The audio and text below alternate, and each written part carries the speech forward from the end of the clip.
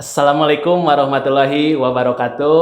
Waalaikumsalam warahmatullahi Ketemu lagi di PCI Podcast yang sudah ke berjuta kali sepertinya. Nah, kebetulan sekarang kita kehadiran tamu spesial. Meskipun dalam masih ranah keluarga PCI, tapi beliau ini sangat sibuk ternyata sahabat. Kebetulan hari ini saya bisa langsung bertemu dengan salah satu pendiri Yayasan Pendidikan Prima Cendekia Islami dan juga pembina SMP Prima Cendekia Islami, yaitu Dr. Randa Hajah Siti Komariah MSI PhD. Selamat datang Ibu di PCI Podcast kali ini. Terima kasih. Gimana kabarnya Ibu?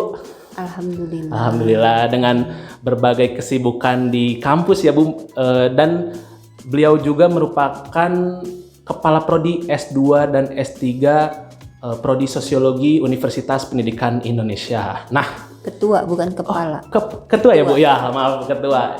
Nah, beliau juga pasti memiliki pengalaman yang banyak, apalagi beliau merupakan lulusan dari universitas apa Bu namanya di Malaysia Bu? University Malaya. University Malaya, jurusan apa Bu?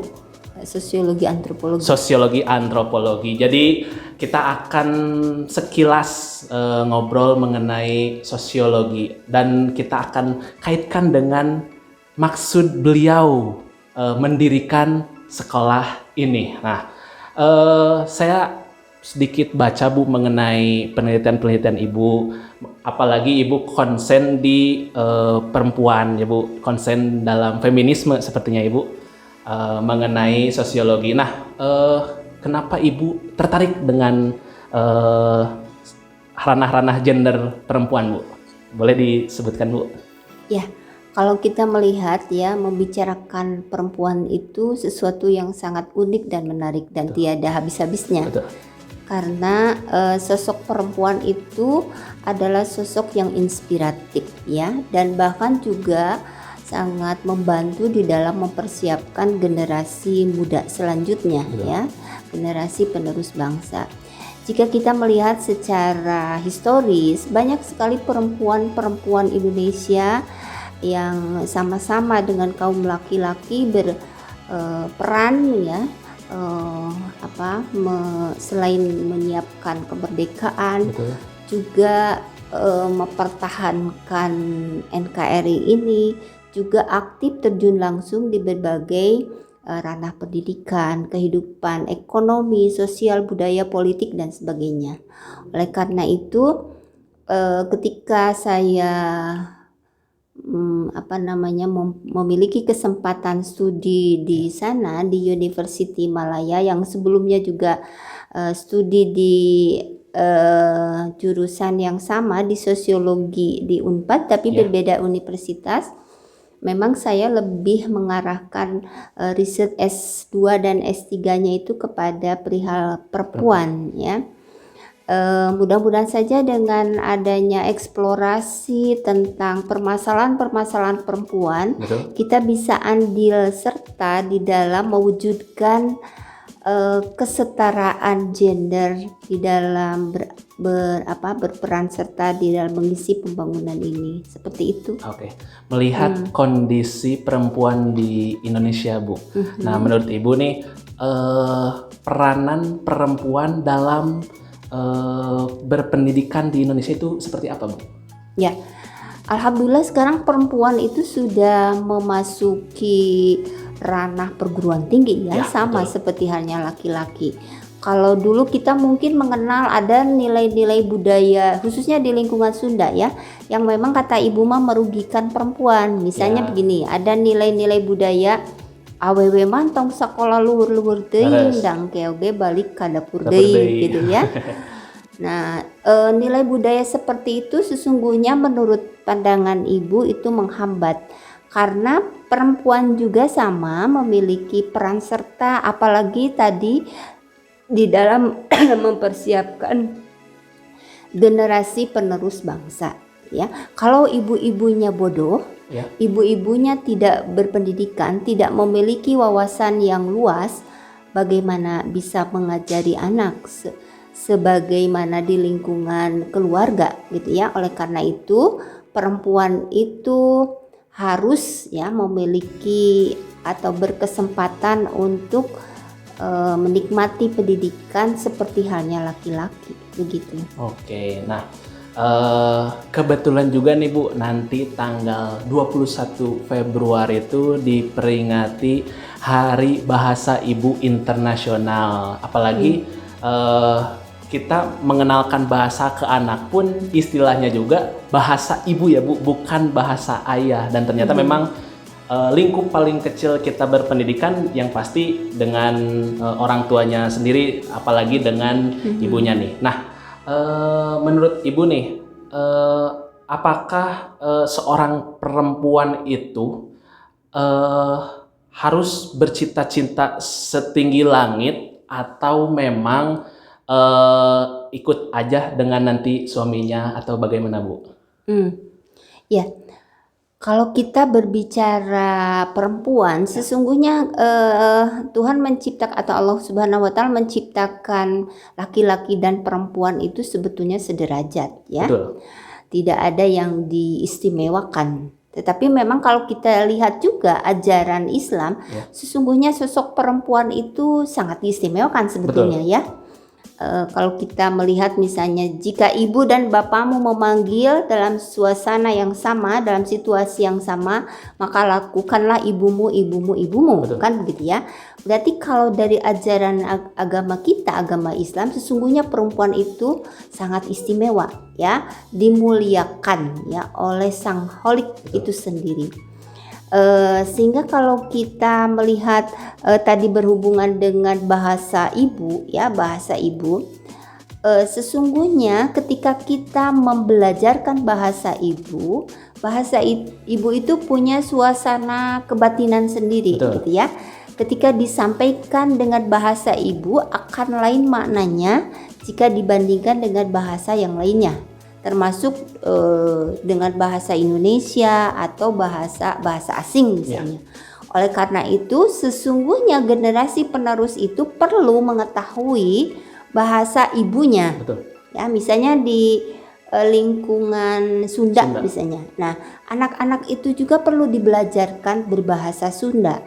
Mereka harus tahu suasana bahkan kebatinan yang ada dan dimiliki oleh bahasa Sunda, bahkan oleh orang Jepang sendiri ya. Mr. Mikihito dia mengatakan Mikihiro Moriyama Sunda itu benghar. Betul. Ya, sangat benghar ya. Sunda itu sangat benghar. Orang lain menyadari kebengharan ya, kekayaan yang dimiliki oleh bahasa Sunda kita. Kalau seandainya kita tidak merasakannya aneh kan gitu ya. Oleh karena itu siapa lagi yang akan memulai bahasa selain dari kita sendiri. Alhamdulillah, ya, seperti betul. itu. Nah, saya akan sedikit mengkorek lebih lanjut mengenai pribadi Ibu Siti ini. Sebetulnya Bu, dari kecil Ibu itu dididik sebagai perempuan yang kayak gimana sih oleh orang tua Ibu sehingga bisa mempunyai cita-cita luhur, apalagi sekarang sudah memiliki gelar PhD bahkan di luar negeri gitu Bu. Gimana Bu orang tua Ibu mendidik Ibu waktu kecil? Iya, sebetulnya waktu Ibu kuliah itu ya tahun 87 ayah Ibu itu sudah meninggal ya. Iya. Jadi pas tingkat 2 mungkin ya waktu itu. Tetapi keluarga Ibu meskipun berasal dari orang biasa lah ya, jajar pasar, hanya punya cita-cita besar bahwa anak-anaknya semuanya mau yang laki-laki mau yang perempuan itu harus berpendidikan. Karena memang ibu saya merasakan ketika tidak memiliki pendidikan maka tidak mampu meraih, kalau di dalam bahasa sosiologi tidak bisa melakukan mobilisasi ke atas gitu ya.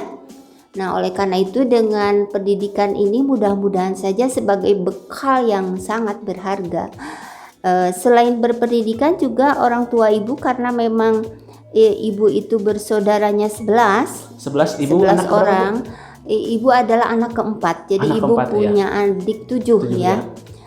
mereka dilatih untuk mandiri mengerjakan pekerjaan-pekerjaan yang mampu dilakukan, sehingga kedewasaan itu timbul dengan sendirinya akibat kebiasaan-kebiasaan yang dilakukan. Nah, semenjak kecil kita sudah terbiasa untuk melakukan hal-hal yang misalnya membantu pekerjaan orang tua gitu ya. Walaupun itu ibu tidak menilai itu sebagai eksploitasi terhadap anak, tidak, karena memang itu didukung oleh kesadaran serta pembelajaran bagaimana sesungguhnya hidup itu banyak sekali tantangan yang harus dilalui oleh kita, sehingga kita siap ya dalam berbagai ini mengenai sekolah di luar negeri. Nah, mungkin ini juga ada rentetan dengan sejarahnya ya. Ibu masih ingat ketika ibadah haji tahun 2001 sebelum S3 itu Bu. Sebelum S3. Nah, Ibu di Haram itu selalu disapa oleh orang Arab itu, Anda orang Malaysia ya? Ibu orang Malaysia ya? Nah, bukan, saya sudah jelaskan berulang kali, saya orang Indonesia gitu ya.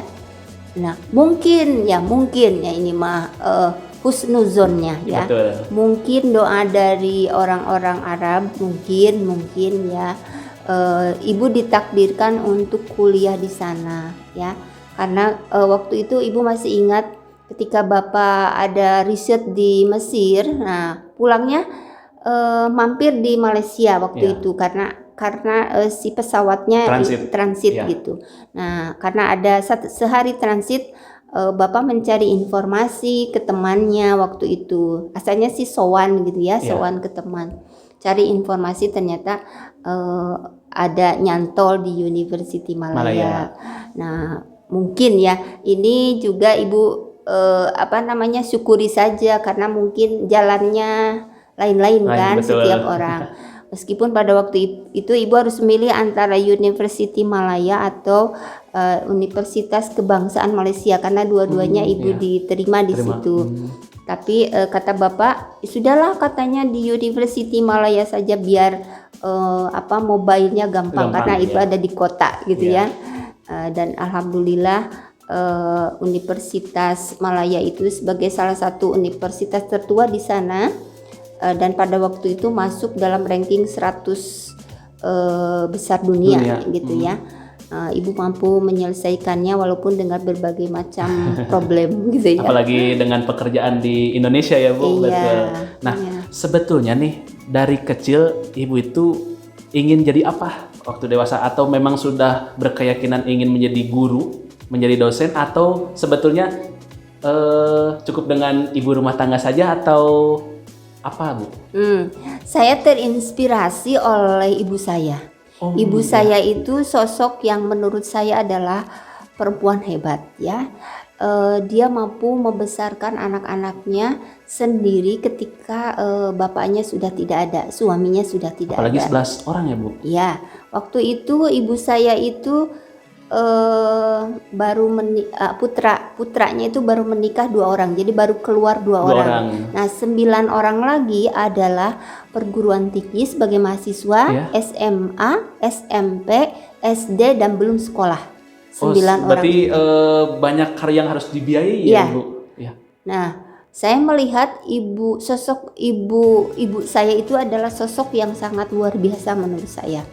Dia tidak tergantung kepada orang lain, tapi dia berusaha keras bagaimana anak-anaknya bisa berpendidikan layak seperti orang-orang lain, meskipun dia tidak bekerja ya. Tetapi ilmu matematik Allah itu berbeda dengan ilmu matematik manusia gitu ya. Ilmu ekonomi Allah itu berbeda dari ilmu ekonomi manusia. Sehingga saya berkeyakinan saya pasti bisa kuliah seperti orang lain gitu ya. Nah, kebetulan waktu itu saya mendapatkan beasiswa tunjangan ikatan dinas di UPI ini, dulu IKIP ya, sehingga ketika jadi dosen itu tidak terlalu sulit karena punya istilahkanlah itu punya karcis gitu ya, Iya. untuk menjadi sebagai seorang pegawai negeri begitu.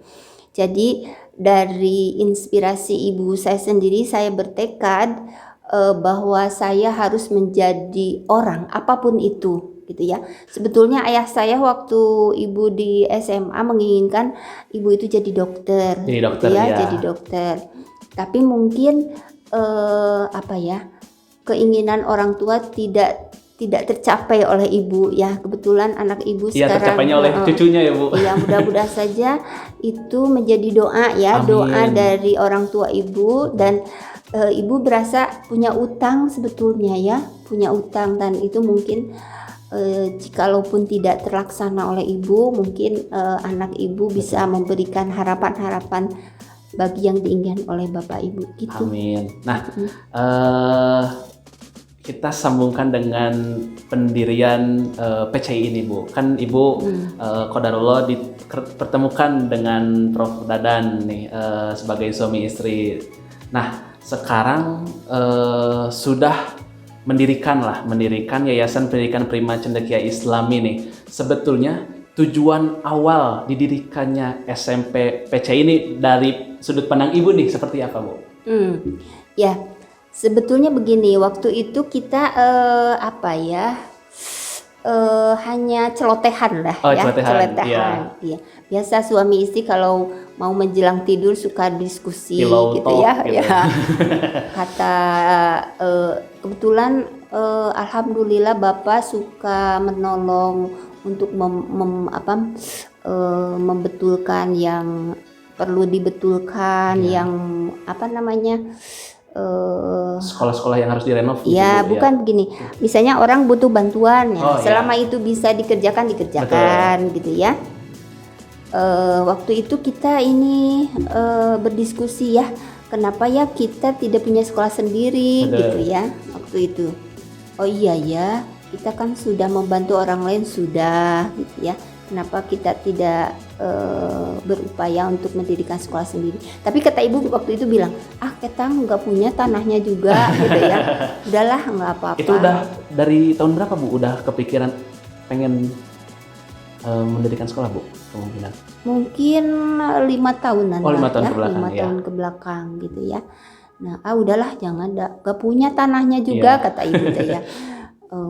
Kata bapak itu, nanti kalau rizki Allah itu gampang loh katanya. Amin, kata ibu. Mudah-mudahan saja dicatat sama Allah dan dikabul gitu ya. Sebetulnya dengan pendirian sekolah ini, mungkin kalau rizki itu karena Allah yang ngatur ya. Betul. Kita tidak tahu dari mana rizki itu datang. Tiba-tiba kita seperti ini. Dan ibu berharap dengan pendirian sekolah ini kita ingin bersama-sama gitu ya, bersama-sama, karena tanggung jawab pendidikan itu ternyata tidak hanya di keluarga saja, tidak hanya di sekolah saja, tapi antara ketiga unsur pendidikan formal, informal, dan non formal itu saling kait-mengkait gitu ya. Seluruh unsur masyarakat Ya, Bu. mau dari keluarga, dari sekolah, dari masyarakat, itu kan trisentra pendidikan gitu ya. Nah, oleh karena itu kami dengan mendirikan sekolah ini mudah-mudahan saja menjadi salah satu jariah ya. Amin. Bagaimana kita mempersiapkan generasi di era milenial ini, tapi memang unsur-unsur agamis, religius ya, di samping mempersiapkan kecerdasan abad 21 gitu ya. Nah, karakternya itu juga terwujud gitu ya. Karena di lapangan kita melihat banyak diskusi dengan baik itu generasi generasi X, Z gitu ya. Yeah. Generasi Y juga generasi kolonial seperti itu gitu ya.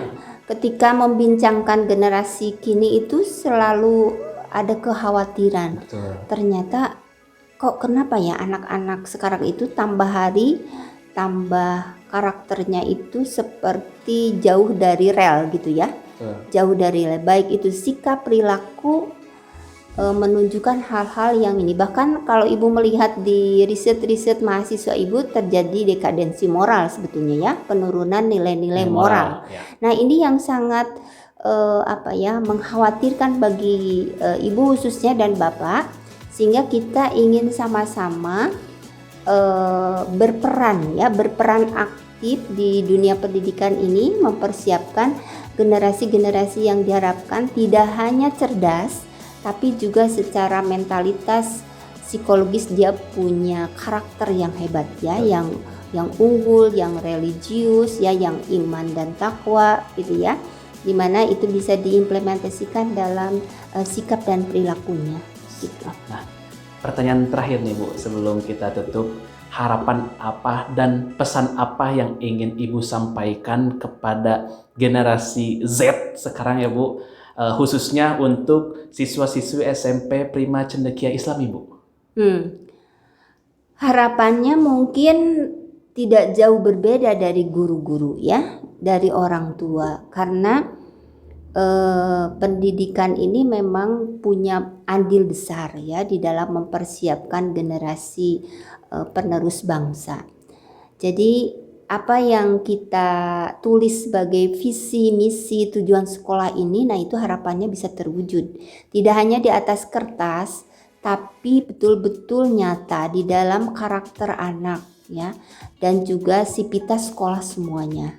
Sehingga kalau itu terwujud ya, semua visi, misi, tujuan sekolah PCI ini mungkin kita juga punya andil besar terhadap pembangunan sumber daya manusia Indonesia menuju generasi emas tahun 2045. Begitu. Siap, terima kasih atas waktunya Ibu Siti. Sama-sama. Mudah-mudahan Ibu diberikan kesehatan yang panjang oleh Allah Subhanahu wa taala, dan juga Bapak pun dan seluruh sivitas akademika SMP Prima Cendekia Islami. Nah, begitulah obrolan MC saya dengan Ibu Siti, menarikan. Nah, nantikan episode selanjutnya podcast PCI yang akan terus memberikan inspirasi bagi sahabat PCI. Kita akhiri. Wassalamualaikum warahmatullahi wabarakatuh. Bye bye.